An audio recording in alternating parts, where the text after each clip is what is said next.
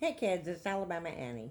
I came in from working outdoors to take a break and decided I would give you another story. This is entitled The Disappearing Man, and this tale was told to me by a lady who's in her late 80s now and lives not too far from here. It's about something that happened to her sister and her sister's best friend one day when they were visiting a cemetery. It's called The Disappearing Man. My sister and her best friend often made the drive out of the city each week into the countryside to visit a quaint little graveyard where her friend's husband was buried. They drove through the iron gates of the old cemetery and parked the car in the usual spot. And on this particular fall day in early October, they arrived with a floral arrangement of sunflowers, daisies, and autumn leaves to place on his grave, along with a picnic lunch they always brought along to enjoy.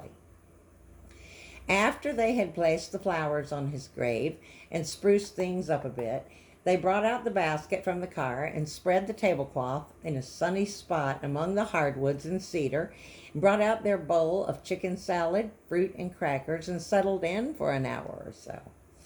They seemed to be the only people visiting the cemetery that day. They'd seen no other cars or anyone since they'd arrived. So when Agnes happened to look to her left down the hill when movement caught her eye, she was very surprised to see a man moving slowly away from them.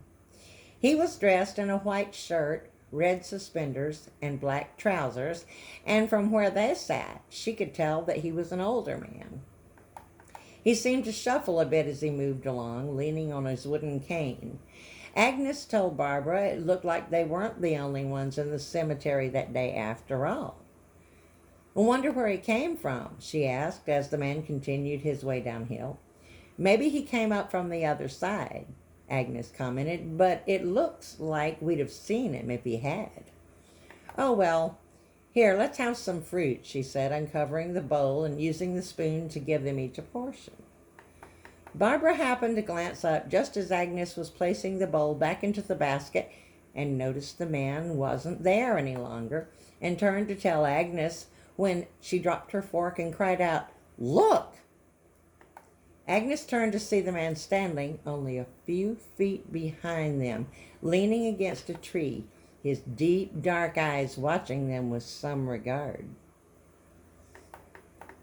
"How did he get over there?" Agnes asked, keeping a wary eye on the man as they began to gather up their things. "Let's just go," she suggested as Barbara grabbed up the basket, and they'd only looked away for a tenth of a second, but the man had vanished from his post at the tree. And now he was several hundred feet away again, heading toward the old part of the cemetery.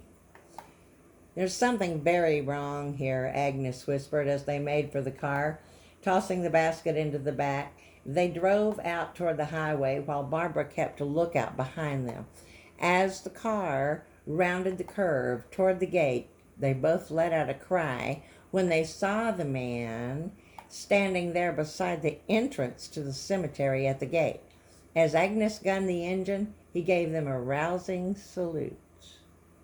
A few hundred yards down the road, Agnes and Barbara slowed for a moment to look back, but the man had vanished. Agnes looked at Barbara. "I think we just saw a ghost," Barbara said. Agnes just looked at her best friend. Skeptic that she was, she didn't know what to say, but she had to admit there had been something odd about the way that man had moved so quickly from one place to another.